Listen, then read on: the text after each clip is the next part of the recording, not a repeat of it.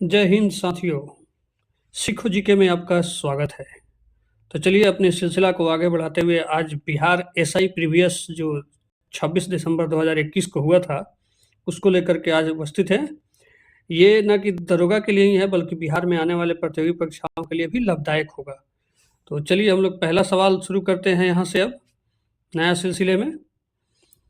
पहला सवाल है, निम्नलिखित में से किसको साहित्य का नोबेल पुरस्कार 2021 में दिया गया था? क्योंकि 2021 में एग्जाम हुआ था इसलिए 2021 का पूछा था।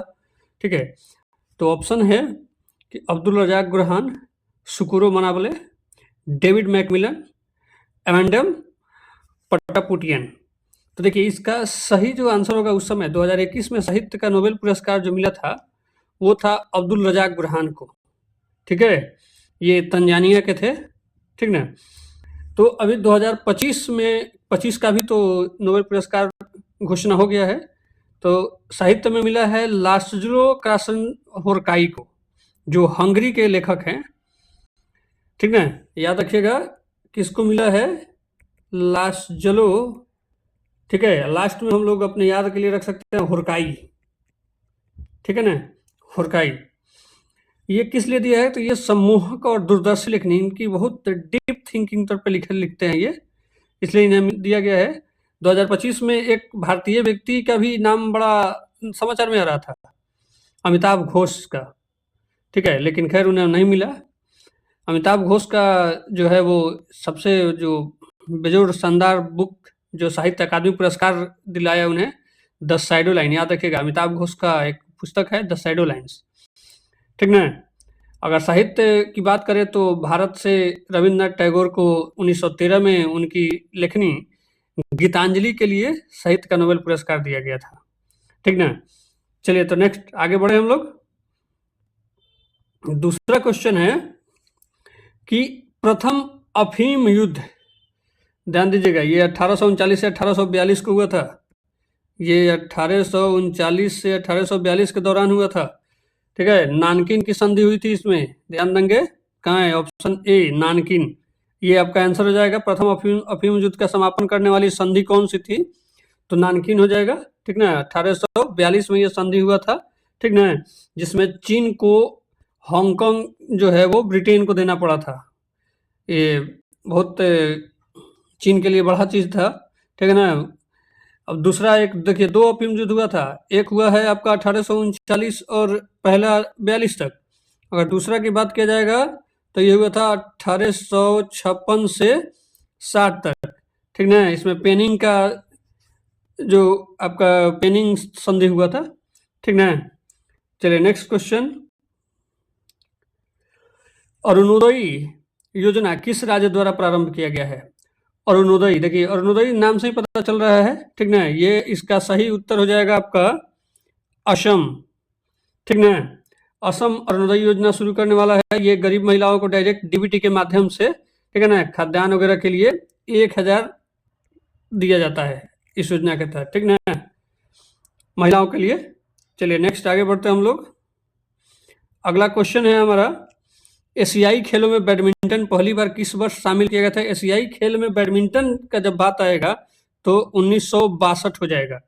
ठीक ना, याद रखिएगा एशियाई खेल में पहली बार 1962। ये कहाँ हुआ था, तो याद रखिएगा ये हुआ था इंडोनेशिया की राजधानी जकार्ता में हुआ था। ठीक ना, उसमें शामिल किया गया था। तो याद रखेंगे हम लोग 2026 का कहाँ होने वाला है, जरा बताएंगे, कमेंट में जरूर बताइए। ठीक ना, 2026 का कहाँ हुआ था, हम आपको लास्ट में बताएंगे इसका। ठीक ना, चलिए नेक्स्ट क्वेश्चन। एंकर शब्दावली, एंकर शब्दावली का उपयोग किसमें होता है? तो देखिए एंकर जो है वो मुख्य तौर पर दो जगह होता है, लेकिन इसमें एक ऑप्शन है जो आंसर सही होगा, रिले रेस में होता है। एंकर शब्द का प्रयोग रिले रेस में होता है। ठीक ना, और एक जो हम लोग टग ऑफ वार कहते हैं, रस्सा कसी, रस्सी खींचने वाला खेल, ठीक है ना, उसमें जो सबसे पीछे वाला जो व्यक्ति होता है ना, जिसको हम बोलते हैं एंकर, जोड़ लगाओ, ठीक ना, तो उसको एंकर बोला जाता है। यानी कि रस्सा कस्सी में सबसे पीछे वाला व्यक्ति भी एंकर कहलाता है, यानी एंकर शब्द का यूज हुआ। और एंकर शब्द का प्रयोग रिले रेस में किया जाता है। चलिए नेक्स्ट आगे बढ़ते हैं हम लोग। चेन मेंग किस स्पर्धा के खिलाड़ी हैं? तो चेन मेंग ये भाई टेबल टेनिस चीन के हैं ये, ठीक है ना, टेबल टेनिस के खिलाड़ी हैं। अगर भारत का बात करें तो 2024 पेरिस ओलंपिक में कौन? मनिका बत्रा 2024 ओलंपिक में भाग लिए थे, याद रखिएगा। मनिका बत्रा सवाल पूछा था, मनिका बत्रा का संबंध किस खेल से है? तो याद रखिएगा table tennis. Manika Batra table tennis, Chen Meng चीन का खिलाड़ी टेबल टेनिस का। नेक्स्ट कह रहा है कि किरचॉफ्स का धारा नियम डैश संरक्षण पर आधारित है, जबकि किरचॉफ्स का वोल्टेज यानी ये कह रहा है कि केसीएल, ठीक है ना, और आपका एक हो जाएगा हमारा केवीएल, वोल्टेज लॉ और चार्ज लॉ, ठीक ना। तो याद रखिएगा इसका सही उत्तर जो हो जाएगा ये पहला, ठीक है ना। किरचॉफ्स का पहला नियम जो है धारा नियम, उसमें करंट जो लॉ है वो क्या है आपका, उसमें चार्ज स्थिर होता है, यानी चार्ज संरक्षित किया जाता है, कंजर्व होता है। बल्कि वोल्टेज लॉ में, ठीक है ना, एनर्जी होता है। मतलब एक तरह से कहा जाए तो आवेश का संरक्षण किस नियम से हुआ? धारा, किरचॉफ्स का धारा नियम, केसीएल यानी कि करंट लॉ से। और ऊर्जा संरक्षित कहाँ से हो रहा है? ठीक ना, सिग्मा भी इसमें कह सकते हैं, सिग्मा वोल्टेज यानी जीरो विभवांतर एक जगह से दूसरी जगह, यानी किसी लूप में, ये लूप में होता है, ठीक ना। ये भी आपका एक परिपथ से होता है। मतलब इसमें कहता है ना कि जितना करंट किसी जंक्शन से एंट्री कर रहा है, ठीक है ना, पॉजिटिव वे में, उतना ही बाहर निकलेगा। तो इसका डायरेक्शन की वजह से इसको निगेटिव कहा जाता है, ठीक ना। उतना ही करंट बाहर भी निकलेगा, अर्थात इसमें चार्ज आवेश संरक्षित होगा। किरचॉफ्स का धारा नियम में आवेश संरक्षित होगा और किरचॉफ्स का वोल्टेज नियम में ऊर्जा संरक्षित होगा, ठीक है ना। चलिए next question, fit mobile application, भाई फिट रहना है, खेल कूद करते रहिए, ठीक है ना। खेल कूद मंत्रालय, ठीक है, खेल कूद मंत्रालय याद रखेंगे हम लोग। चलिए नेक्स्ट क्वेश्चन, हर्षवर्धन के साम्राज्य की राजधानी थी। देखिए इनसे ये जो वर्धन वंश है या पुष्यभूति वंश, इसको हम लोग कह सकते हैं कि वर्धन वंश या पुष्यभूति वंश, ठीक है ना। पुष्यभूति वंश का संबंध किससे? हर्षवर्धन से। हर्षवर्धन इसलिए ज्यादा फेमस रहे हैं क्योंकि ये अपनी राजधानी कहां से कहां लाए थे, बताएंगे आप लोग? चलिए तो हम आपको बताते चलते हैं। ये थानेश्वर से कनौज लाए थे, अर्थात आंसर क्या हो जाएगा? ए, कनौज, ठीक है ना। कब? 606 से ये 600, मतलब ये तो 606 में ही आए थे, ठीक ना। 606 से 647 पुष्यभूति वंश का काल। हर्षवर्धन के समय में एक चीनी यात्री भारत आया था जिसका नाम ह्वेन सांग था, ह्वेन सांग, ठीक ना। और इन्हीं के दरबार में थे महान कवि बाणभट्ट, जो किसकी रचना किए थे? हर्ष चरित्र, याद रखिएगा। हर्ष चरित्र की रचना किसने किया? बाणभट्ट। चलिए नेक्स्ट आगे बढ़ते हैं हम लोग। अगला क्वेश्चन है, निम्न में से किस कंपनी ने 1983 में ह्यूमिलीन का विक्रय प्रारंभ किया था? ये कंपनी अभी भी न्यूज में बना हुआ था, ठीक है ना। ये अमेरिका की कंपनी है, एली लिली नाम है। ये कहाँ की कंपनी है? अमेरिका की कंपनी है एली लिली। ये अभी बहुत ही बड़ा न्यूज में बना हुआ था एली लिली। देखिए ह्यूमिलीन जो है ना, वो मानव निर्मित एक इंसुलिन है। जो कोई भी मतलब आपका डायबिटीज का पेशेंट होता है तो उन्हें इंसुलिन वाला जो इंजेक्शन होता है ना, वो दिया जाता है, ठीक ना। तो सवाल पूछ देगा यहाँ से एक और कि इंसुलिन कहाँ से स्रावित होता है? तो अग्नाशय, पैनक्रियाज से निकलता है, ठीक ना। वो बीटा कोशिका द्वारा निकलता है, ठीक ना। याद रखिएगा कि इसका 2 दवा जो अभी मतलब ये दवा कंपनी है, फार्मास्यूटिकल कंपनी है, अभी चर्चे में साथ सबसे ज्यादा 1 ट्रिलियन, भाई साहब बहुत बड़ी कंपनी है ये, फार्मास्यूटिकल में नंबर 1 कंपनी के तौर पर देखा जा रहा है। 1 ट्रिलियन का इसका मार्केट कैप है, बाजार मूल्य के तौर पर, मार्केट कैपिटलाइजेशन, ठीक ना है। मोन्जारो नाम सुनते होंगे आप लोग, डायबिटीज के लिए आता है, ठीक है, टाइप 2 में।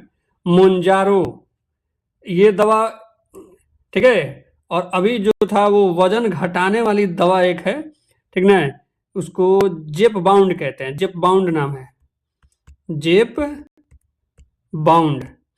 ये इतना ज़्यादा बिका है वजन घटाने वाला और ये मधुमेह वाला, जिसकी वजह से ये कंपनी 1 ट्रिलियन का हो गया है भाई साहब, 1 ट्रिलियन का। याद रखिएगा, इसका आंसर तो एली लिली हो जाएगा। एली लिली अभी हाल में ही न्यूज में भी था, ठीक है ना। याद रखिएगा, यूएसए की कंपनी है।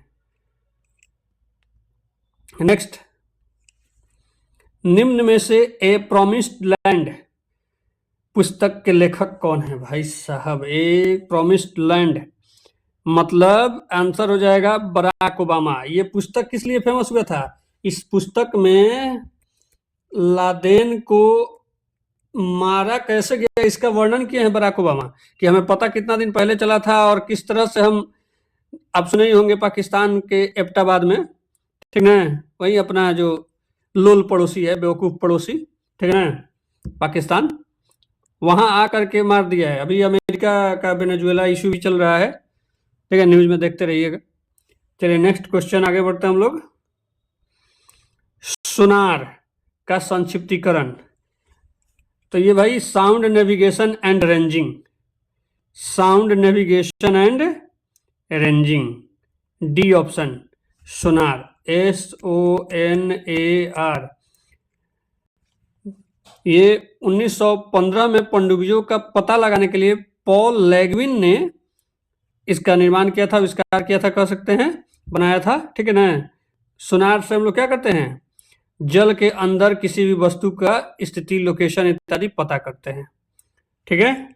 चलिए नेक्स्ट क्वेश्चन देखते हैं हम लोग। अच्छा, ये कह रहा है कि अनुक्रम के तौर पर इसको हम लोग सजाना है, ठीक ना। तो ये आपका रीजनिंग है, तो रीजनिंग बाद में हम लोग देखेंगे, ठीक ना। चलिए आगे देखते हैं हम लोग अगला क्वेश्चन, कि 14वां नंबर क्वेश्चन है, निम्न में से पानी में कौन सी धातु मिनीमता रोग का कारण बनता है?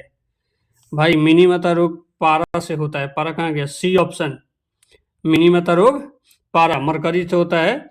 ये कैसे होता है? मिथाइल मरकरी एक्चुअल रहता है, ये एक्चुअल पानी में मछली जो रहता है ना, मछली से आता है हमारे शरीर में।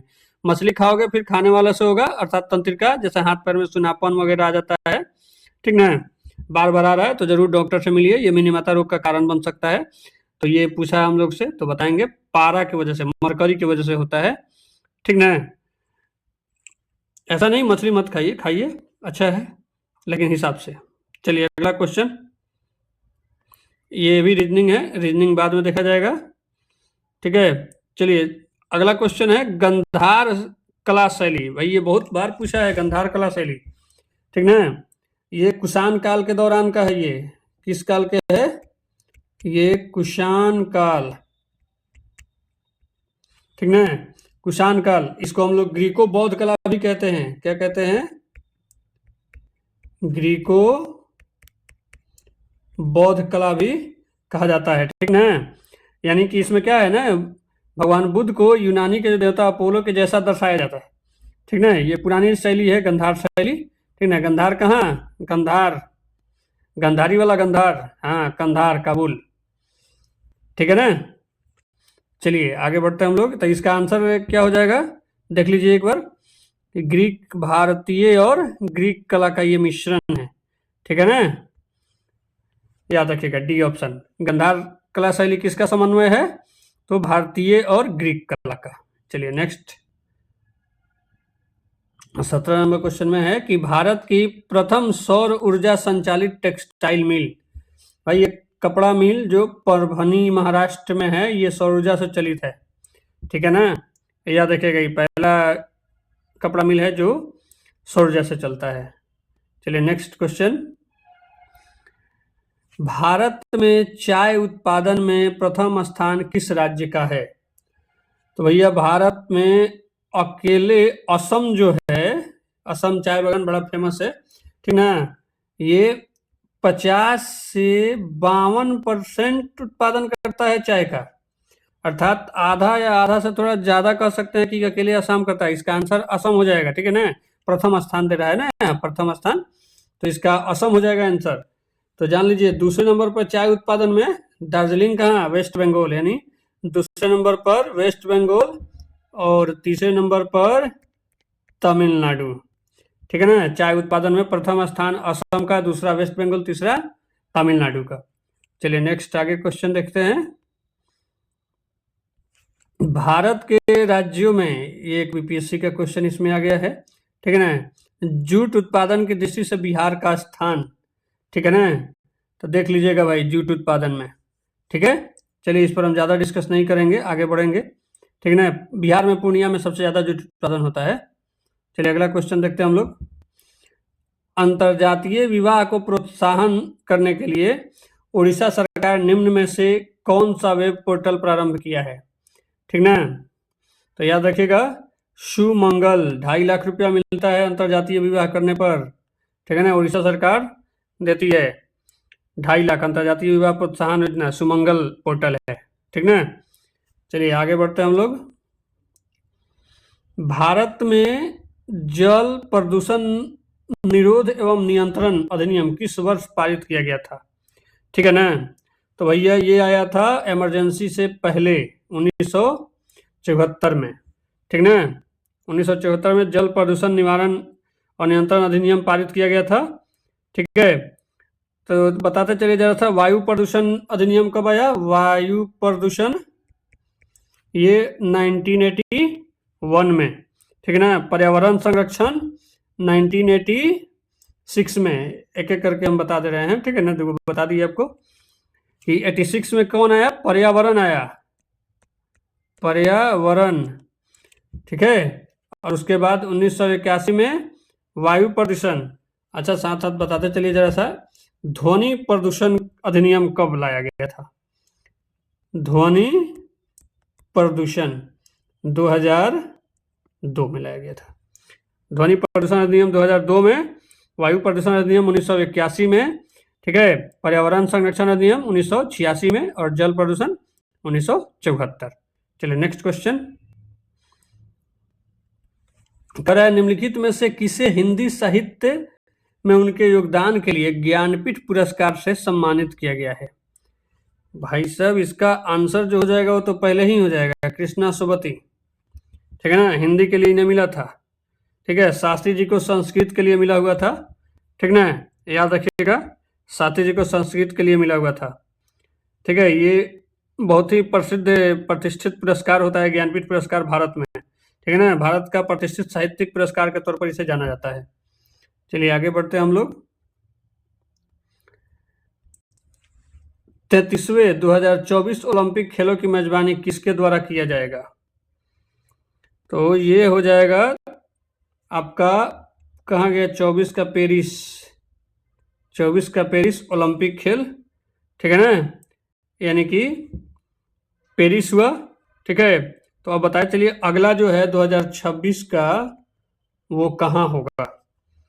इटली में होगा, याद रखिएगा, ये इटली में होगा 2026 का ओलंपिक, जो शीतकालीन है ये। ठीक है ना, याद रखिएगा, शीतकालीन ओलंपिक 2026 इटली मेजबानी करेगा। ठीक है, चलिए आगे बढ़ते हैं हम लोग। हाँ, दे रहा है क्वेश्चन है कि भारत में संघीय न्यायालय की स्थापना किस अधिनियम रिपोर्ट के आधार पर किया गया था? ठीक है ना, तो याद रखिएगा, हम लोग के यहाँ पहला संघीय कब आया था? 1 अक्टूबर 1937 को। तो उससे नजदीक वाला कौन सा अधिनियम हो जाएगा? डी, भारत सरकार अधिनियम 1935 के तहत भारत में एक संघीय न्यायालय 1 अक्टूबर 1937 को लाया गया था। ठीक है ना, तो इसका आंसर जाएगा भारत सरकार अधिनियम 1935 के तहत संघीय न्यायालय की स्थापना भारत में की गई थी। चलिए नेक्स्ट क्वेश्चन देखते हैं हम लोग आगे। आगे क्वेश्चन है, कुतुब मीनार का प्रवेश द्वार किसे कहते हैं? अलाई दरवाजा। 1311 में अलाउद्दीन खिलजी, याद रखिएगा, अलाई दरवाजा, सी ऑप्शन हो जाएगा इसका। 1311 में अलाउद्दीन खिलजी, याद रखिएगा नाम। ठीक ना, खिलजियों में तो हम लोग 2 का ज़्यादातर क्वेश्चन देखते रहते हैं, आते रहता है एग्जाम में, या तो आपका अलाउद्दीन खिलजी और नहीं तो 1193 में जो कांड किया था बिहार में नालंदा विश्वविद्यालय का विध्वंस बख्तियार खिलजी। देखिए बख्तियार खिलजी अलग है, ठीक ना, ध्यान रखिएगा। ये खिलजी वंश का ये है अलाउद्दीन खिलजी, जलालुद्दीन खिलजी, ठीक ना, उसी का है ये अलाउद्दीन खिलजी। 1311 में अलाई दरवाजा बनाया था, कुतुब मीनार का उसे प्रवेश द्वार कहा जाता है, ठीक है। चलिए नेक्स्ट क्वेश्चन। अशोक चक्र शौर्य पुरस्कार डैश वर्ष में स्थापित किया गया था, ठीक है ना। तो ये 1952 से चल रहा है, याद रखिएगा 1952 का है, ठीक है ना। पहले उस समय आता था कि अशोक चक्र वर्ग 1 वर्ग 2, ठीक है ना। 1967 से इसे अलग अलग नाम से कर दिया गया, ठीक ना। लेकिन शुरुआत कब हुआ था? 1952 में, याद रखिएगा, ठीक ना। चलिए अगला क्वेश्चन देखते हैं हम लोग। अगला क्वेश्चन है, पुस्तक हैप्पीनेस ऑल अराउंड के लेखक कौन है? अभिजीत गुप्ता। मारिए इनको बी ऑप्शन, ठीक है ना। Abhijit Gupta happiness all around के लेखक है, Abhijit Gupta happiness all around. Next question, हम 2-3 बार बोल रहे ताकि आप लोग को ध्यान में आ जाए, ठीक ना। ये तो लग रहा है एक समाज की बैठक में 10 व्यक्ति उपस्थित है, ये मैथ का क्वेश्चन है। चलिए आगे देखा जाएगा। मैथ रीजनिंग हम लोग नहीं देखेंगे अभी, केवल जीके जीएससी देखेंगे, ठीक ना। सांची स्तूप मूल रूप से किस मौर्य शासक ने बनवाया था? तो भाई सांची स्तूप का निर्माण सम्राट अशोक ने कराया था, ठीक है ना। कहाँ है? मध्य प्रदेश में है, ठीक ना। इस पर हाथी घोड़ा के चित्र भी है, बंदर के भी चित्र है, मवेशी के भी चित्र है। हाथी घोड़ा बंदर पूछता है, ठीक ना, ध्यान रखिएगा इसका। कुछ मवेशी कैटल के भी हैं। चलिए नेक्स्ट आगे बढ़ते हैं हम लोग। अगला क्वेश्चन है कि राष्ट्रपति की अध्यादेश पारित करने की शक्ति, भाई राष्ट्रपति 123, ठीक ना, याद रखिएगा। राष्ट्रपति अनुच्छेद 123 के तहत अध्यादेश जारी करेंगे। कब अध्यादेश जारी किया जाता है? जब सदन का यानी लोकसभा या राज्यसभा का सत्र नहीं चलता है, अगर कोई विशेष कानून की जरूरत पड़ जाए, देश में अति आवश्यकता हो, तो उसे राष्ट्रपति के अध्यादेश से इसे 6 महीने के अंदर में क्या करना होता है? संसद से पारित करना था, तभी वो परमानेंट कानून बनेगा, नहीं तो रद्द हो जाएगा, ठीक ना। राष्ट्रपति 123 और राज्य में अगर राज्यपाल की बात करें तो 213, याद रखिएगा। राज्यपाल अध्यादेश जारी किस अधिनियम किस अनुच्छेद के तहत करता है? तो ये आर्टिकल 213 के तहत राज्यपाल और 123 के तहत राष्ट्रपति, ठीक ना। चलिए आगे बढ़ते हैं हम लोग। क्या है भाई? यूटोपिया का लेखक कौन था? यूटोपिया, भाई कहाँ गए? यूटोपिया का लेखक हैं हमारे Thomas More, sir Thomas More, इन्हें सर की उपाधि मिली हुई थी, ठीक है ना, याद रखिएगा। इन्हें सर की उपाधि किस भाषा में था? तो याद रखिएगा लैटिन भाषा में लिखे थे यूटोपिया, लैटिन भाषा में यूटोपिया लिखा गया था, ठीक ना। नेक्स्ट, भारतीय वन अनुसंधान संस्थान कहाँ है? भाई कहाँ गया? देहरादून, देहरादून में, ठीक ना। देहरादून में 1906 ईस्वी में किया गया था भारतीय वन अनुसंधान संस्थान, ठीक है ना। देहरादून, देहरादून किसकी राजधानी? उत्तराखंड, है ना, देवभूमि। चलिए अगला, भारत का सबसे उत्तरी बिंदु कौन सा है? सबसे उत्तरी मतलब उत्तर में क्या है भाई?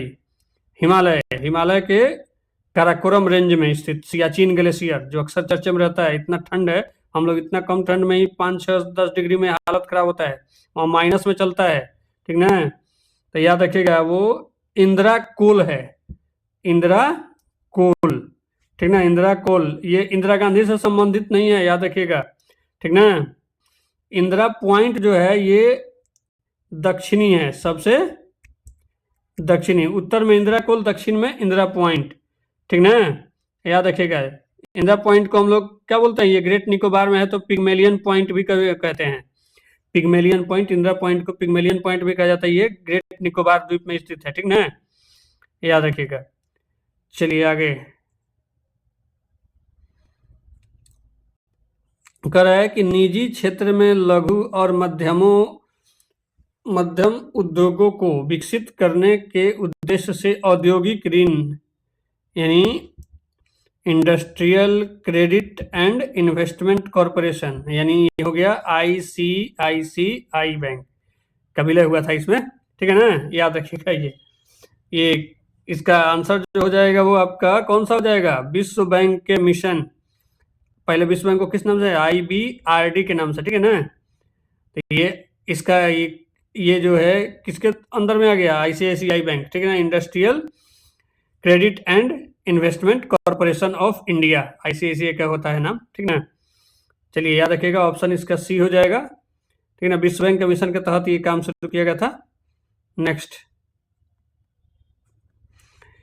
इडली को जिस प्रक्रिया द्वारा बनाया जाता है, तो ये तो भाई स्टीमिंग करके ही बनाया जाता है, ठीक है ना। स्टीमिंग कहाँ है, सी ऑप्शन हो जाएगा, ठीक है ना।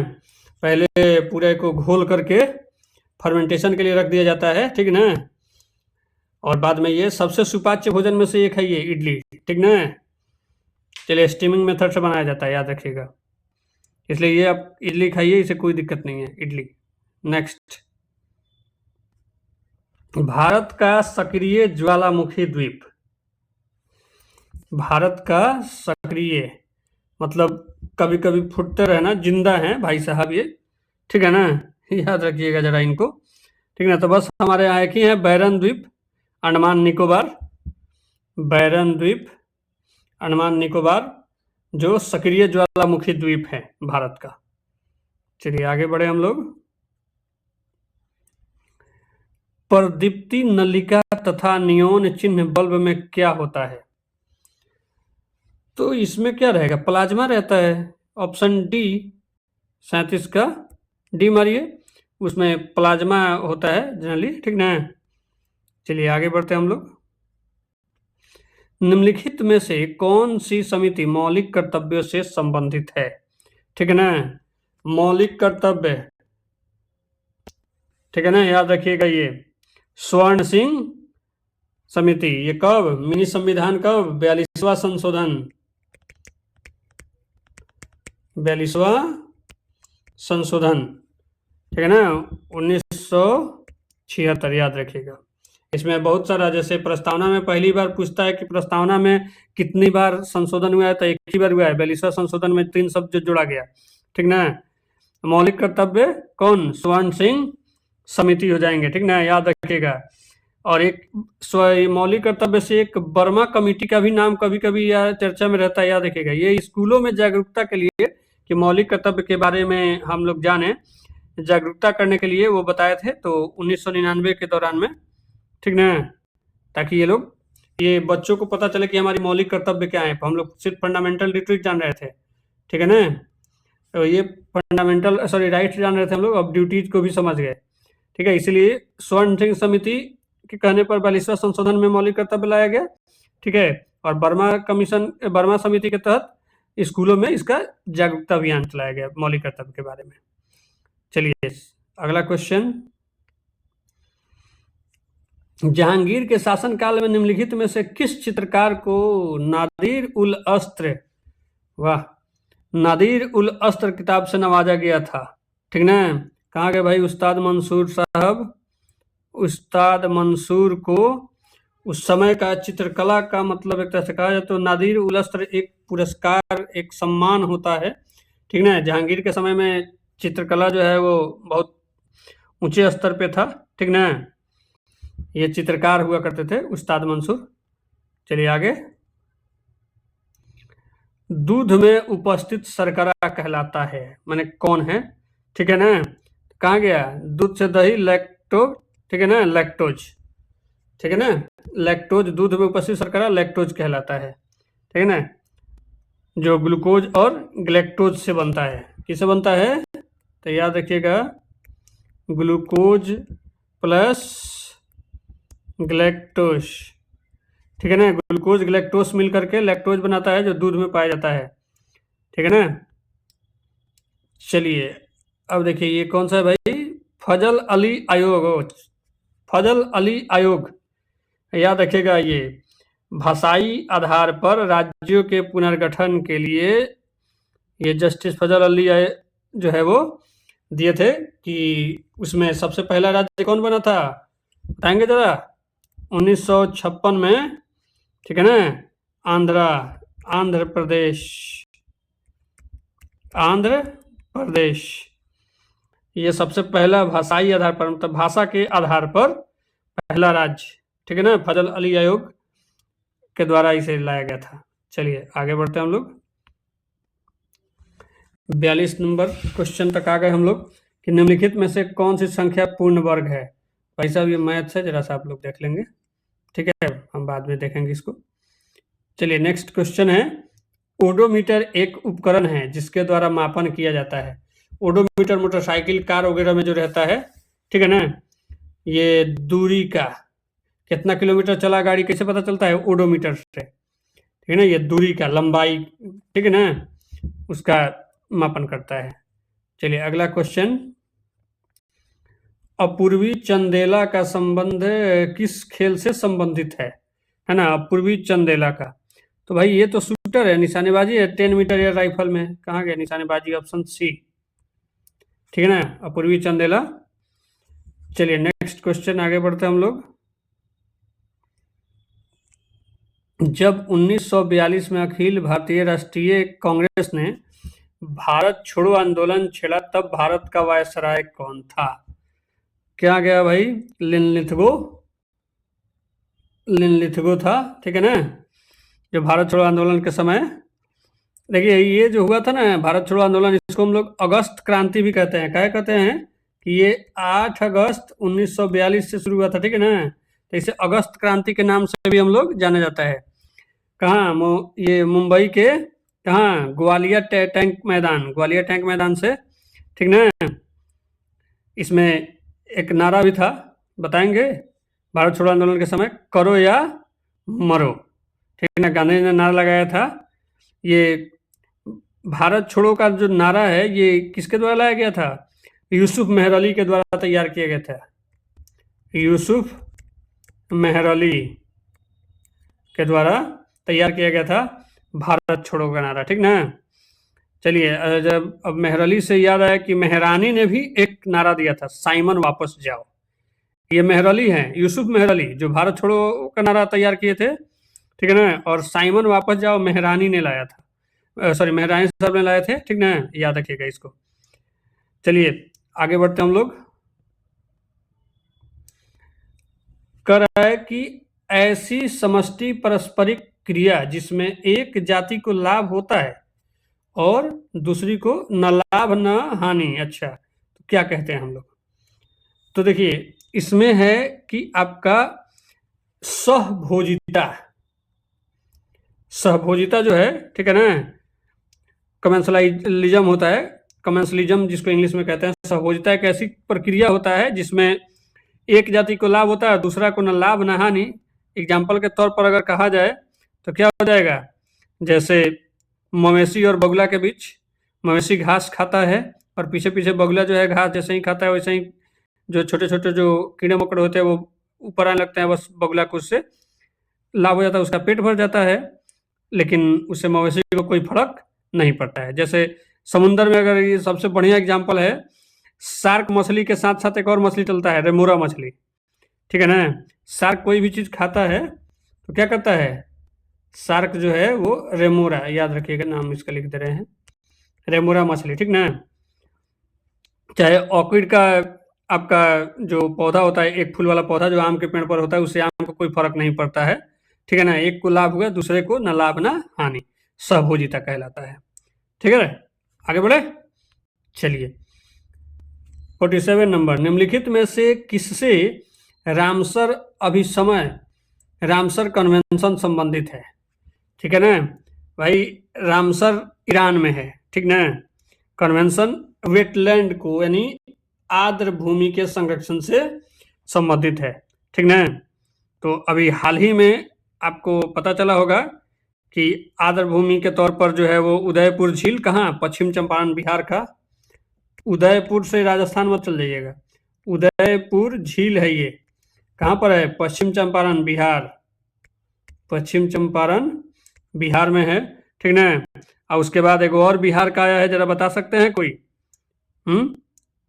गोकुल जलाशय, याद रखिएगा, ये बक्सर में है, सॉरी बक्सर में गोकुल जलाशय, ये दोनों जुड़ा गया है, ठीक ना।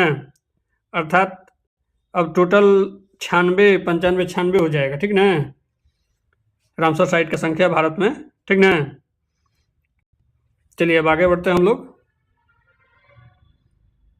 मराठा शासक छत्रपति शिवाजी का राजधानी रायगढ़ है। हमारी आंख मूंद करके ये क्वेश्चन तो आंख मूंद के मारा जाएगा, ठीक ना। इसे रायगढ़ को क्या बोलते हैं? पूर्व का जिब्राल्टर बोलते हैं। पूर्व का जिब्राल्टर किसे कहते हैं? रायगढ़ को, ठीक ना। कब स्थापना किए थे? 1674 में, ठीक है ना, रायगढ़ राजधानी बनाए थे। चलिए आगे बढ़ते हम लोग। शिवाजी का जन्म पुणे में हुआ था। चलिए सौर सेल से क्वेश्चन आ गया। सौर सेल बनाने में प्रयुक्त किया जाने वाला तत्व, भाई साहब कहाँ गया? Semiconductor, silicon. आंसर मारिए आंख मूंद के। सौर सेल में सिलिकॉन का प्रयोग, जो प्लेट नहीं होता है वो सिलिकॉन का होता है, सेमीकंडक्टर का बना होता है, ठीक ना। चलिए आगे बढ़ते हैं। निम्नलिखित में से कौन सी तेज हिमीकरण विधि है जिसमें तरल नाइट्रोजन या कार्बन डाइऑक्साइड का प्रयोग किया जाता है? ये तेज हिमीकरण नाम से पता चल रहा है, ठीक ना, एकदम बहुत तेज ठंडा करेगा ये। इसमें जो जल का बूंद होता है ना, बर्फ का, वो एकदम छोटा छोटा टुकड़ा में होता है, ठीक ना, एकदम स्प्रे करके वो किया जाता है, तो ये स्प्रे फ्रीजिंग इसको कहते हैं। इसमें जल्दी से ठंडा करने के लिए इसका प्रयोग किया जाता है, नाम ही है तेज हिमीकरण, ठीक है ना, स्प्रे फ्रीजिंग करके। Answer D. 51, किस संगठन ने इसरो के लिए C-32LH2, ठीक ना, बनाया है? तो भाई आजकल इसरो के लिए ना हिंदुस्तान एरोनॉटिक्स HAL बहुत काम कर रहा है। C-51 का C हो जाएगा, ठीक ना, HAL, ठीक है ना, क्रायोजेनिक प्रणोदक टैंक विकसित किया है। ये प्रणोदक जो है ना, ये GSL भी MK3 प्रक्षेपण यान में भी मदद मिलेगा इससे, ठीक है ना, याद रखिएगा। चलिए आगे बढ़ते हैं। एक खाद्य श्रृंखला, ठीक ना, याद रखिएगा, एक खाद्य श्रृंखला में निम्नलिखित में से सर्वाधिक संख्या किसकी होती है? तो भाई खाद्य श्रृंखला में उत्पादक सबसे ज्यादा होता है, ठीक है ना, तो 52 का ए हो जाएगा। उत्पादक यानी फूड चेन में सबसे ज्यादा संख्या किसका होता है? प्रोड्यूसर का, ठीक है, तो आंसर हो जाएगा उत्पादक। चलिए आगे बढ़ते हैं हम लोग। आज तक प्रदान किए गए परमवीर चक्र पुरस्कारों की कुल संख्या कितना है? टोटल 21 ए, ठीक है ना, जिसमें से 14 लोग को मरणोपरांत मिला है, मरणोपरांत। ये बहुत किस्मत वाले लोग को ही परमवीर चक्र मिलता है, ध्यान रखिएगा। देखिए अभी तक 21 लोग को ही मिला हुआ है, ठीक ना, यानी ये युद्ध के दौरान असाधारण वीरता के लिए दिया जाएगा। हम साधारण नहीं, असाधारण मतलब यूनिक तौर पे, जो युद्ध के दौरान ये सम्मान बहुत बड़ा सम्मान है, ठीक है। चलिए तो अब आगे बढ़ते हैं। अगला क्वेश्चन, इनमें से आवश्यक एमिनो एसिड कौन सा है? एलिनीन, ल्यूसीन, ल्यूसीन हो जाएगा। एमिनो एसिड का नाम ल्यूसीन है, ठीक ना, ल्यूसीन है, जो हमारे शरीर के भोजन से प्राप्त होता है, ठीक ना, ये खुद नहीं बनाता है हमारा शरीर, ये भोजन से ही हम लोग प्राप्त करते हैं। ल्यूसीन हो गया, लाइसिन हो गया, वेलिन हो गया, ठीक है ना, आइसोल्यूसिन हो गया, ठीक ना, ये सब टोटल 9 एमिनो एसिड होता है, याद रखिएगा, ठीक है ना, 9 एमिनो एसिड। चलिए आगे बढ़ते हैं हम लोग। निम्नलिखित में से कौन भारत में जाति प्रथा की विशेषता नहीं है? ठीक है, ये जाति प्रथा का आधार अगर देखा जाए, ठीक है ना, तो जाति प्रथा का आधार के तौर पर विवाह समझ नहीं, विवाह जाति जन्म से निर्धारित होती है। ये तो देखिए मुख्य तौर पर पहले तो वर्ण के हिसाब से हम लोग 4 वर्ण में बटे हुए थे, ठीक है ना, ये थोड़ा देर के लिए हो सकता है। विवाह समूह के सदस्यों में ही होता है, नहीं, अभी तो हम लोग पढ़े अंतरजातीय विवाह के लिए सरकार प्रोत्साहन राशि भी दे रही है, विवाह समूह के सदस्यों के बाहर ही हो सकता है, ऐसा कोई जरूरी नहीं है। ये भी मतलब थोड़ा देर के लिए हो सकता है, ये तो होगा नहीं, ये तो होगा नहीं। ठीक है, जाति सदस्यता में खाने और खाना बांटना से, अरे ये भी नहीं होगा। तो जाति जन्म से, लेकिन वर्ण हो सकता है, ठीक ना। इसका फिलहाल टेम्पोररी तौर पर हम इसे समझेंगे, ठीक है ना। लेकिन इसका कोई विशेषता कह रहा है कि जाति प्रथा की विशेषता नहीं है, तो ये तीनों के तौर पर हो जाएगा। यहाँ ऑप्शन होना चाहिए था एक और, ठीक है ना, तब जाके होगा ये। चलिए अगला क्वेश्चन देखते हैं, इसको आप लोग फिलहाल डॉट करिए, हम इस पर कभी चर्चा कर देंगे। चलिए अगला क्वेश्चन है, एलर्जेन के विरुद्ध उत्पादित सबसे प्रचुर मात्रा में एंटीबॉडी। एलर्जेन, एलर्जी, आई, ठीक है ना, IgE, तो IgE हो जाएगा एलर्जी, ठीक है ना।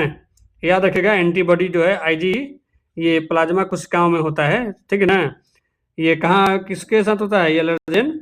मुख्य रूप से स्तनधारियों में, ठीक है ना। स्तनधारियों में ये एलर्जी से क्या होता है, जैसे हम लोग छींकते हैं, खांसी आती है, जैसे धूल वगैरह में गए तो वहां पर एलर्जी हो जाए एलर्जेन की वजह से, ठीक ना। तो ये IG जो है इम्यूनोग्लोबुलिन होता है, एक प्रोटीन होता है जो एंटीबॉडी कहलाता है, वो कमजोर होने पर IG एलर्जेन होता है, ठीक ना। चलिए अगला क्वेश्चन, हाँ ये भी बायोलॉजी का क्वेश्चन बहुत बार पूछा गया क्वेश्चन है, ठीक ना। कोशिका द्रव्य, कोशिका द्रव्य जिसको हम लोग क्या कहते हैं इंग्लिश में, साइटोप्लाज्म, ठीक है ना। ये क्लोरोप्लास्ट, हरित लवक, और माइटोकॉन्ड्रिया में राइबोसोम क्रमशः होते हैं। कहाँ गया, कोशिका द्रव्य में 80 ठीक है, और क्लोरोप्लास्ट 70 होता है, 70 नहीं है, तो यही ऑप्शन हो जाएगा। ये कोई क्वेश्चन ना ऑप्शन से भी बनाने का प्रयास करिएगा, ठीक है ना, ऑप्शन से हो जाएगा, ठीक है। तो इसका बी ऑप्शन हो जाएगा, 80S 70S, ठीक ना। माइटोकॉन्ड्रिया क्लोरोप्लास्ट में 70 और कोशिका द्रव्य में 80, याद रखिएगा, कोशिका द्रव्य में 80S, क्लोरोप्लास्ट में 70 और माइटोकॉन्ड्रिया में 70। तो 80 के बाद 70 ही ऑप्शन दिखा, ठीक है ना। क्रमशः लिखा हुआ है, यहाँ देखिए लिखा हुआ है क्रमशः, इसलिए आंसर ये हो जाएगा। चलिए आगे कर रहा है, भारत में फ्यूचर इंजीनियरिंग प्रोग्राम अमेजॉन के द्वारा शुरू किया गया। आंख उनके मारिए इसको, अमेजॉन के द्वारा शुरू किया गया है फ्यूचर, ठीक है ना। खासतौर पर वैसे लोग जो रिमोट एरिया जनजातीय कार्य मंत्रालय इसमें बहुत बड़ा भागीदारी लिया। ये 2021 से ही चल रहा है, मतलब उसी एग्जाम के पहले का, ये करंट अफेयर का उस समय का क्वेश्चन है, ठीक है। चलिए आगे देखिए, अभी 42वां संशोधन का भी हम लोग चर्चा कर रहे थे ना। आ गया 42वां संविधान संशोधन अधिनियम द्वारा कुछ विषयों को राज्य सूची से समवर्ती सूची में स्थानांतरित कर दिया गया। तब तो इसका आंसर अगर कहा जाए तो सब हो जाएगा भाई, देख रहे हैं, कारण कि शिक्षा भी था, वन भी था, वन्य जीव संरक्षण भी था, वन्य जीव है तो पक्षी का संरक्षण होगा ही, ठीक है ना। ये वन और स्थानीय सरकार, यही वाला को हम लोग रख सकते हैं आंसर के तौर पर, ठीक है ना। एक नहीं है, कारण कि ये सब तो है, ये है, ठीक है ना। चलिए ये मिनी संविधान संशोधन है, अभी हम चर्चा किए थे इसका, आगे बढ़ते हैं हम लोग। दाई दीदी क्लिनिक योजना किस राज्य में शुरू किया गया है?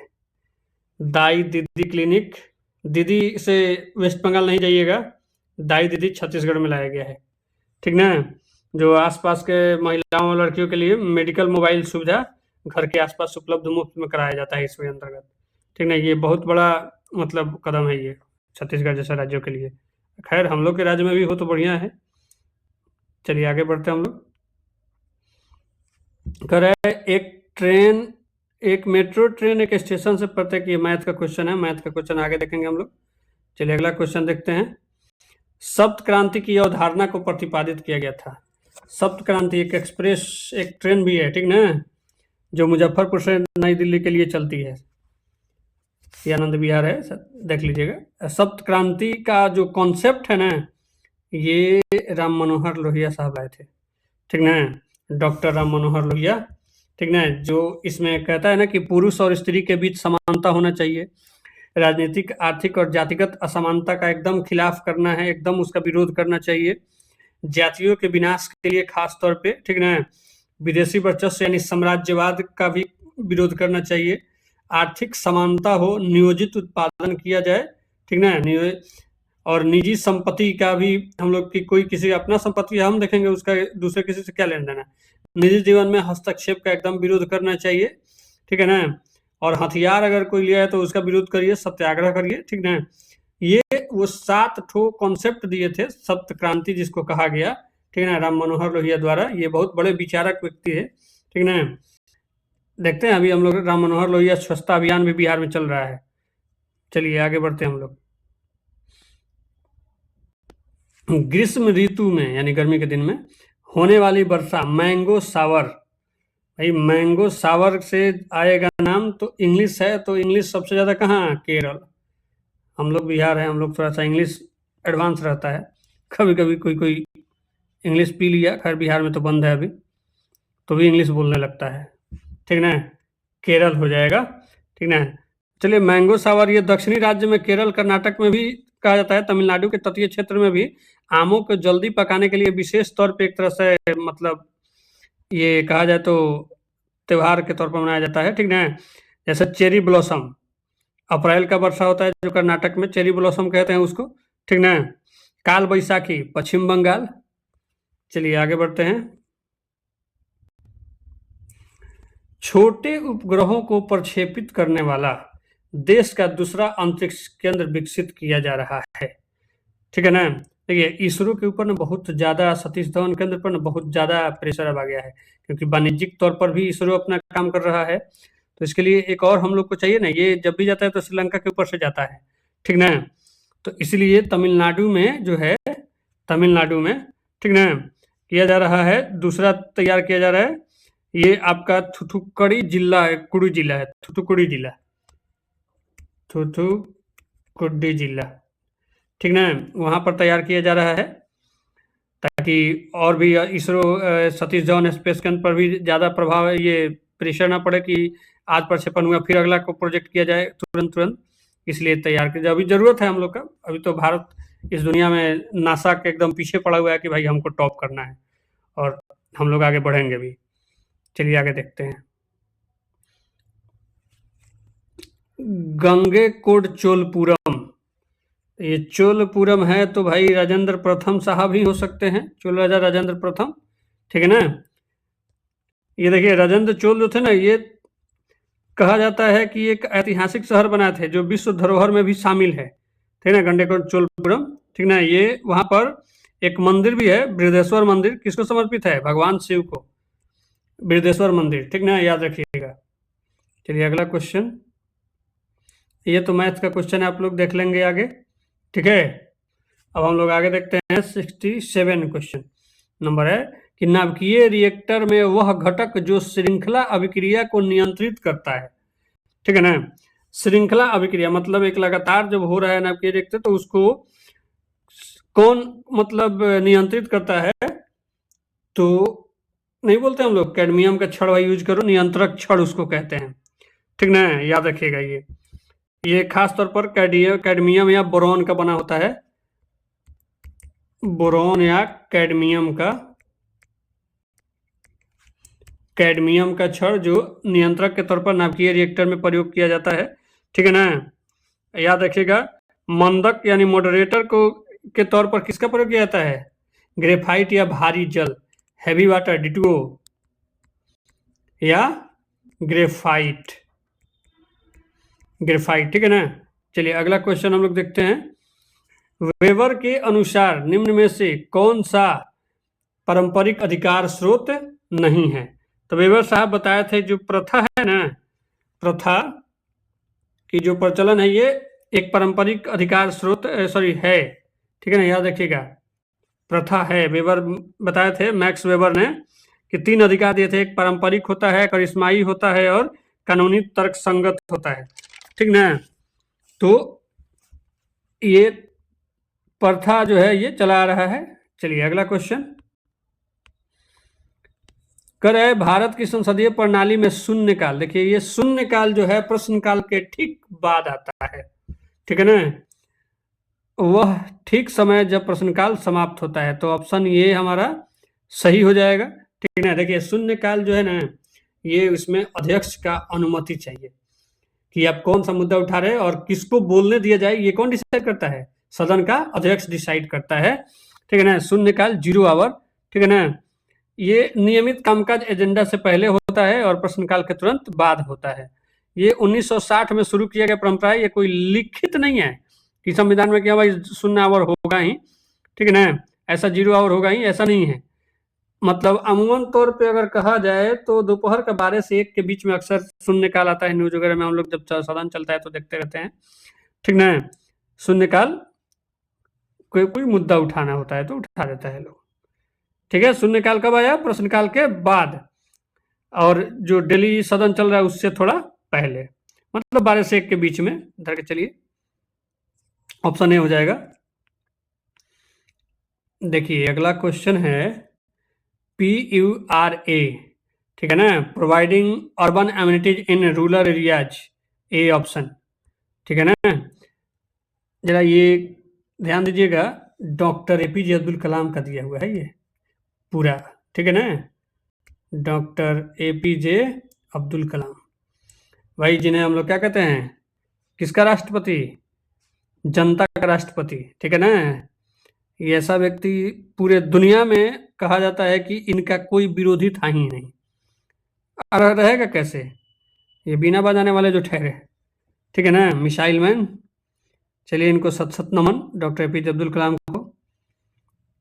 आगे बढ़ते हैं हम लोग। इम्पेक्स एक सूचकांक है, निम्नलिखित में से किसके साथ जुड़ा हुआ है? इम्पेक्स, ठीक है ना। इम्पेक्स जो है वो NRI तरफ प्रवासन हो जाएगा, ठीक है ना। इंटीग्रेटेड जो है आपका माइग्रेंट पॉलिसी इंडेक्स होता है। ये अंतर्राज्यीय तौर पर जो प्रवासी श्रमिकों को एकत्रित करने के लिए इम्पेक्स लाया गया था कि कौन कौन श्रमिक है, कहाँ कहाँ से आए हैं, ठीक है ना, उसके लिए है, प्रवासन के लिए है। चलिए आगे बढ़ते हैं हम लोग कि फिलिप एस्परेट एक, ध्यान दीजिएगा, फिलिप एस्परेट एक अंग्रेज को दोषी ठहराया गया था। एक अंग्रेज थे फिलिप एस्परेट, ठीक है ना। ये मेरठ जो षड्यंत्र हुआ था, मेरठ, जिसमें लगभग 31-32 लोग उस समय, इसमें मेरठ षड्यंत्र का मामला याद रखिएगा। हमें याद आ रहा है कि IPC उस समय, अभी तो BNS आ गया है, IPC 121A, IPC की धारा 121A के तहत ये षड्यंत्र मामला दर्ज हुआ था 1929 के दौरान में, ठीक है ना। तो लगभग 30-32 लोग इसमें धराए थे मेरठ षड्यंत्र मामला में। ये अंग्रेज का एक बेचारा, यही एक अंग्रेज था जो इस षड्यंत्र में फंस गया था, ठीक है ना। हम लोग का तो अधिकार था। चलिए आगे बढ़ते हैं। नामदफा नेशनल पार्क, नाम से ही दफा है, ठीक है ना, जो सबसे ऊपर जिसके लिए चाइना लड़ रहा है, ठीक है। ये हमारा अभिन्न अंग अरुणाचल प्रदेश सबसे पूरब में, ठीक है ना। ये मालूम है, यहाँ ये जो नामदफा नेशनल पार्क है, यहाँ बिल्लियों के प्रजाति के लिए प्रसिद्ध है ये नामदफा, जिसमें बाघ सबसे बड़ा बिल्ली के तौर पर, तेंदुआ, हिम तेंदुआ, क्लाउडेड तेंदुआ, ठीक है ना। ये उष्णकटिबंधीय वर्षा वन भी है, अल्पाइन के घास का मैदान भी है, और अल्पाइन घास का मैदान मतलब सदाबहार वन पाए जाएंगे वहां पे, ठीक है ना। तो नामदफा याद है, इसीलिए ये जो बिल्ली की प्रजाति है ये आराम से वहां रहने के लिए बहुत बढ़िया जगह है। इसलिए नामदफा नेशनल पार्क, अरुणाचल प्रदेश, राजधानी ईटानगर। चलिए अगला क्वेश्चन, हाल ही में किस राज्य में भारत के सर्वोच्च ऊंचाई में हर्बल पार्क का उद्घाटन किया गया है? तो हर्बल पार्क का उद्घाटन उत्तराखंड में किया गया है, ठीक है ना। शायद वो चमोली में हुआ था, हाँ चमोली में होगा, ठीक है ना। हमें याद आ रहा है कोई गांव था, ध्यान रखिएगा, माना गांव, जगह का नाम माना गांव, चमोली, ठीक है ना। ये करंट अफेयर का क्वेश्चन था वहां पर। ये कौन सा योजना के तहत? याद रखिएगा, कैंपा योजना, कैंपा कोला नहीं है, कैंपा योजना है। चलिए आगे बढ़ते हैं हम लोग। निम्नलिखित में से किस देश ने हाल ही में एक पनडुब्बी से जिरकॉन हाइपरसोनिक मिसाइल का परीक्षण किया? ठीक है ना भैया, ये तो बस इकलौता रूस है, ठीक है ना। जिरकॉन पनडुब्बी 2025 में भी किया गया था, ठीक ना। ये उस समय 1000 किलोमीटर का रेंज वाला था ये, ठीक है ना, याद रखिएगा। चलिए आगे देखते हैं हम लोग। निम्नलिखित में से समूह का उदाहरण कौन सा है? ठीक है ना, समूह दे रहे हैं ना, निम्नलिखित में से समूह का उदाहरण। तो समूह, रेलवे स्टेशन पर प्रतीक्षा करते यात्री, सिनेमा दर्शक, संगीत समारोह के दर्शक, परिवार के सदस्य। ठीक है, ये तो सब है, इसके लिए एक ई ऑप्शन भी बनना चाहिए था। चलिए इस पर आगे हम लोग देख लेंगे। चलिए अगला क्वेश्चन है, निसार इसरो का संयुक्त प्रोजेक्ट है। निसार, निसार से ही पता चल रहा है, एन नासा, एन नासा, ठीक है ना। निसार नासा और इसरो का संयुक्त प्रोजेक्ट है, जो क्या करेगा, एक रडार इमेजिंग सैटेलाइट बनाया है जिसके तहत वो पृथ्वी का अवलोकन करेगा। ठीक है ना, पृथ्वी का अवलोकन करेगा। ठीक है, याद रखिएगा, नासा का एल बैंड और इसरो का ISRO, इसरो का कौन सा बैंड हो जाएगा, एस बैंड, और ये एल जो है किसका होगा, नासा का। ठीक है ना। ये अब कभी कभी सवाल आ जाए कि निसार कितने दिन में ग्लोब का परिक्रमा एक बार कर लेगा, तो 12 दिन में, याद रखिएगा 12 दिन में। ठीक है ना, ग्लोब एक बार स्कैन ही कर लेगा, यानी 12 दिन। चलिए आगे बढ़ते हैं। भारत आकार में है भाई, तो 7वां हम लोग जान रहे हैं, आकार में सबसे 7वां सबसे बड़ा हम लोग का ये देश जो है वो है। ठीक है ना, कुल भौगोलिक क्षेत्रफल का अगर विश्व के कुल भौगोलिक क्षेत्रफल का लेगा कितना परसेंट, 2.4%। ठीक है ना, तो इससे पहले अब सबसे बड़ा यार 7वां है, तो कोई बड़ा होगा ना, तो रूस सबसे बड़ा है, उसके बाद कनाडा, उसके बाद चीन, तब USA। ठीक है ना, ब्राजील ऑस्ट्रेलिया के बाद भारत आता है। लिख दें, हो जाएगा रूस, कनाडा, चीन, चौथा नंबर USA। ठीक है, 5वां का जो है वो ब्राजील हो जाएगा, ऊपर लिख दे रहे हैं, ध्यान दीजिएगा, ब्राजील, और 6ठे नंबर पर ऑस्ट्रेलिया। ठीक है ना, यानी रूस, कनाडा, चीन, USA, ब्राजील, ऑस्ट्रेलिया, उसके बाद आता है अपना प्यारा भारत। चलिए अगला क्वेश्चन, 7वीं पंचवर्षीय योजना के अंतर्गत अपनाई गई विकास व्यू की रचना थी। ठीक है ना, 7वां पंचवर्षीय योजना है, ठीक ना, उसमें हम लोग सेवा क्षेत्र को खास तौर पे लाए थे उन्मुख वृद्धि के लिए। सी ऑप्शन हो जाएगा। 7वां पंचवर्षीय योजना कब से कब आया था, राजीव गांधी 1985 से 90 के बीच। ये एक सक्सेस पंचवर्षीय योजना था। लक्ष्य इसमें 5% था और अचीवमेंट था 6.01%। ये सफल माना गया। ठीक है ना, इसमें समाजवाद, सामाजिक न्याय, उसके बाद खाद्यान्न और बुनियादी जरूरत, रोजगार सृजन, कृषि विकास, आत्मनिर्भर अर्थव्यवस्था और आधुनिक तकनीक तथा ऊर्जा उत्पादन, ये 7 चीज 7 पंचवर्षीय योजना में अपनाया गया था, विकास व्यू था। और सेवा क्षेत्र सबसे बड़ा हुआ। ठीक है ना, अर्थात ये सफल था। उस समय बहुत हमारी अच्छी ग्रोथ हुई थी भारत की। चलिए आगे देखते हैं हम लोग। अगला क्वेश्चन है, 15वें पूर्वी एशिया शिखर सम्मेलन, ठीक है ना, ईस्ट एशिया शिखर सम्मेलन EAS का अध्यक्षता किस देश के 15वीं का बात कर रहा है, तो उस समय 15वीं वियतनाम हो जाएगा आंसर, वियतनाम। ठीक ना, ये 25 में मलेशिया ने अध्यक्षता किया, 26 में फिलीपींस करेगा, याद रखिएगा 26 में फिलीपींस और 2025 का कौन किया, मलेशिया। ये वर्चुअल हुआ था, 2021 में वर्चुअल हुआ था, कोरोना का की चल रही थी ना उस समय, इसलिए ये वर्चुअल हुआ था। चलिए आगे बढ़ते हैं हम लोग।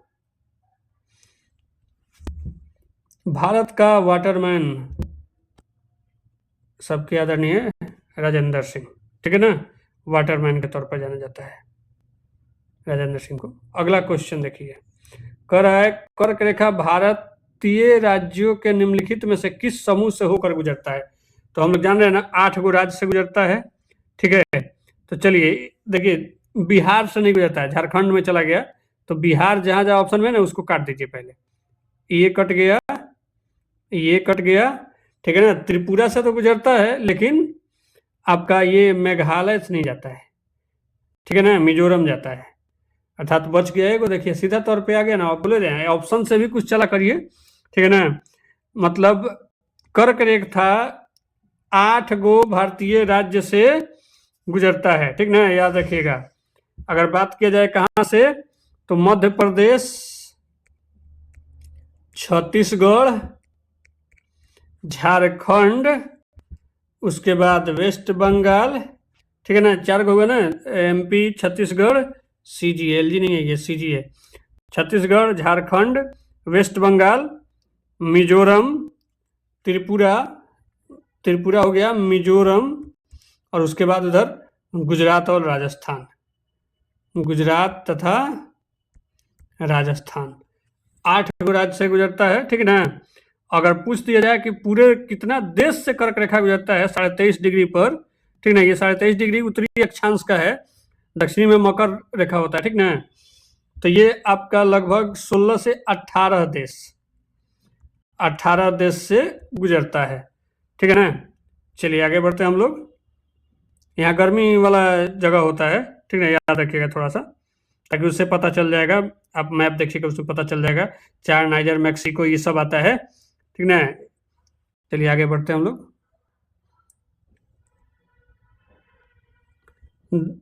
कह रहा है दुर्खिम के अनुसार आधुनिक समाजों की विशेषता क्या थी।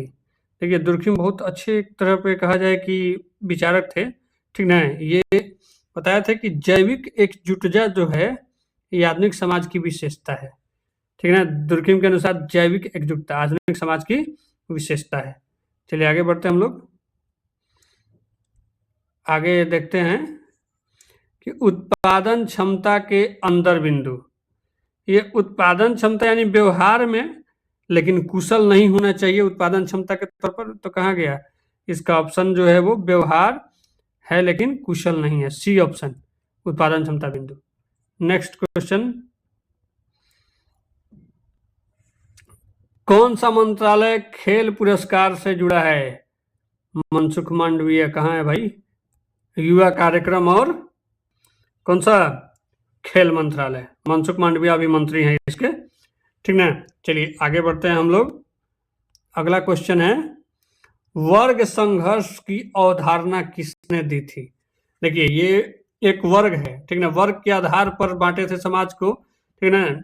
जो आपको पता होगा कि दास कैपिटल लिखने वाले व्यक्ति कार्ल मार्क्स, बहुत अच्छे ये मतलब व्यक्ति विचारधारा रखते हैं, मार्क्सवादी विचारधारा के थे। ये बताया था कि 2 वर्ग होता है, एक होता है जो पूंजीवादी होता है, जो शोषक होता है, और एक जो अपना श्रम बेच के मजदूरी करता है उनके खेतों में जाकर के या उनके कंपनियों में जाकर के, आज के समय में भी कर सकते हैं, तो वो लोग अपना शोषित वर्ग हो गए, शोषक और शोषित।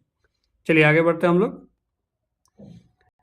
5 तथा 555 के मध्य, ये तो मैथ है, चलिए आगे देखेंगे इसको। अगला क्वेश्चन है कि कटी जली, भाई ये कटी जली क्या है भाई, कटी जली और एवं कच्ची सतहों पर कौन से सूक्ष्मजीवी पनपते हैं।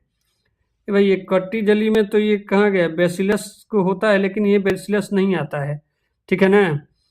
तो आपका कह सकते हैं कि एस्टेफ, हाँ ये हो जाएगा कोकाई, एस्टेफाइलोको कोकाई, ठीक है ना, याद रखिएगा डी, ठीक है ना। ये जो जला हुआ नहीं, जला हुआ त्वचा जो होता है उस पर स्यूडोमोनास बैक्टीरिया होता है, स्यूडोमोनास, याद रखिएगा। चलिए आगे बढ़ते हैं हम लोग।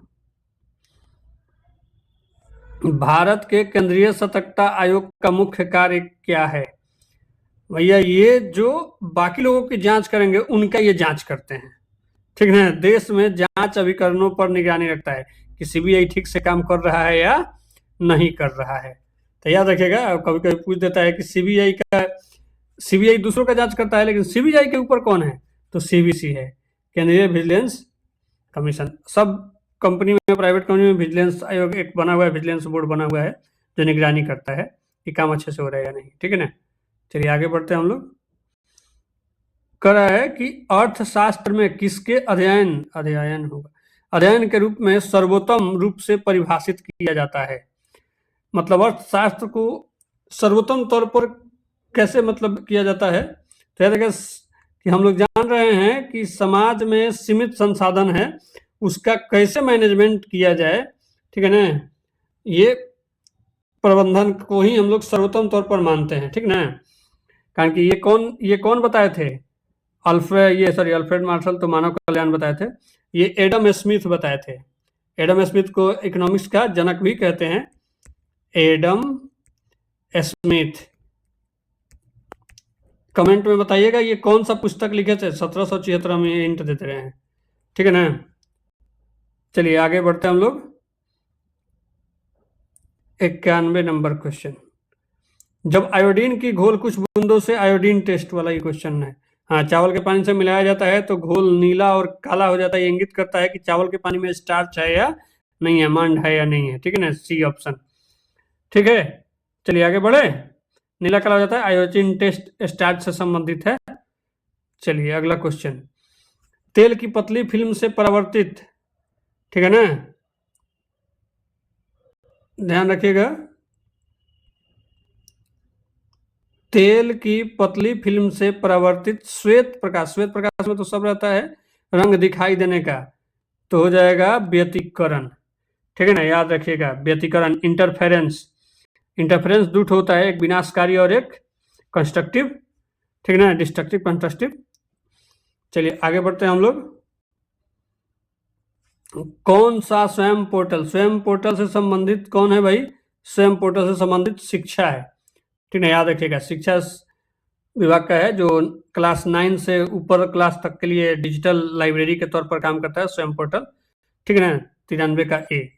चलिए अगला क्वेश्चन देखते हैं हम लोग कि मनोन्मुख अंतःक्रिया के संदर्भ में मानव व्यवहार के अध्ययन को कहा जाता है, ठीक है ना, तो ये व्यष्टि समाज शास्त्र, व्यष्टि समाज शास्त्र। चलिए जल्दी जल्दी कराते हैं। अब अगला क्वेश्चन है कि किस दिन विश्व कैंसर दिवस मनाया जाता है, 4 फरवरी को, ठीक है ना, याद रखिएगा 4 फरवरी को विश्व कैंसर दिवस मनाया जाता है, ठीक है ना। अभी एक थीम चल रहा है यूनाइटेड बाई यूनिक, ठीक है ना, याद रखिएगा ये 25 से 27 के बीच का है ये, ठीक है, याद रखिएगा चल रहा है थीम कि ये लगभग 3 साल में चल रहा है कि भाई देखना है 25 से 27 के दौरान यूनाइटेड बाई यूनिक थीम के आधार पर 4 फरवरी को कैंसर दिवस के तौर पर मनाया जाता है। अगला क्वेश्चन है कि पुरुषों में चक्का डिस्कस का वजन होता है, डिस्कस थ्रो, ठीक ना, याद रखिएगा डिस्कस थ्रो तो 4.4 पाउंड होता है, 4.4 पाउंड कितना बराबर हो जाएगा, 2 किलो के बराबर, 4.4 पाउंड का। और अगर कहा जाए महिलाओं में तो 1 केजी का होता है, याद रखिएगा। ये फीमेल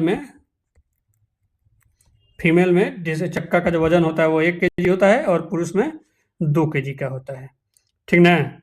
चलिए आगे बढ़ते हैं हम लोग। अगला क्वेश्चन 2001, देखिए ये 1 है तो इस क्वेश्चन को एक तरह से कहिए तो उतना आवश्यक नहीं है, ठीक है ना, बस 1 में याद रखिएगा 129 मिलियन लगभग थे 2011 में, हम लोग 121 करोड़ 2011 के अनुसार 121 करोड़, ठीक है।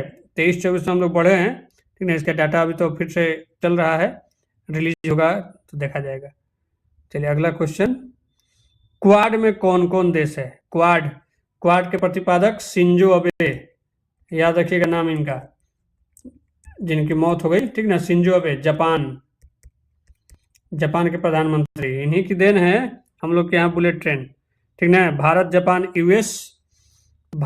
जापान यूएस फ्रांस नहीं है, Bharat Japan Australia US, D option हो जाएगा, ठीक है ना, 98 का डी। चलिए अगला क्वेश्चन हम लोग देखते हैं कि निम्नलिखित में से कटी बिहू महोत्सव असम में होता है, कटी बिहू, ठीक है ना, असम में होता है, जब अच्छा फसल के लिए वो तुलसी के सामने दीपक जला करके प्रार्थना किया जाता है, उसको हम लोग गरीबों का त्योहार भी कहते हैं, याद रखिएगा, असम के गरीबों का त्योहार किसको बोलते हैं, कटी बिहू को, ठीक है ना, तुलसी के सामने दीपक जला करके प्रार्थना करना ताकि फसल अच्छा हो इसके लिए। चलिए अंतिम क्वेश्चन की तरफ हम लोग आ गए भाई, ध्यान दीजिएगा, पेले किस खेल के प्रसिद्ध खिलाड़ी हैं, भाई साहब आंख मूंद के मारने का क्वेश्चन है ये, फुटबॉल, पेले जो है वो फुटबॉल कहाँ के खिलाड़ी थे ये जरा बताएंगे, तो चलिए हम आपको बता देते हैं, ब्राजील के खिलाड़ी थे, ठीक ना। उसके बाद अगर फेमस देखा जाए तो रोनाल्डो हुए, ठीक है ना, लियोन मेसी हो गए, ठीक। उसके बाद आपके मैराडोना हो गए। अगर भारत में बात किया जाए तो भारत में फुटबॉल को ऊंचाई तक ले जाने वाला व्यक्ति कौन? सुनील छेत्री, ठीक है ना, याद रखिएगा नाम। सॉरी, छेत्री में छह होगा, ये अच्छा वाला छेत्री, ठीक है ना। बाइंचिंग भूटिया सबसे पहले, ये लोग कहाँ से संबंधित है? मोहन बागान से। और वर्तमान में एक गोलकीपर हैं जो कप्तान हैं, ठीक है ना, गुरप्रीत सिंह संधू, भारतीय फुटबॉल टीम के कप्तान गुरप्रीत सिंह संधू, ठीक है ना, याद रखिएगा। चलिए, इतना देर आप लोग रहे हमारे साथ, लाइक करिए, कमेंट करिए, देखते रहिए ताकि आपका रिवीजन भी होता रहे, ठीक है। नमस्कार, जय हिंद।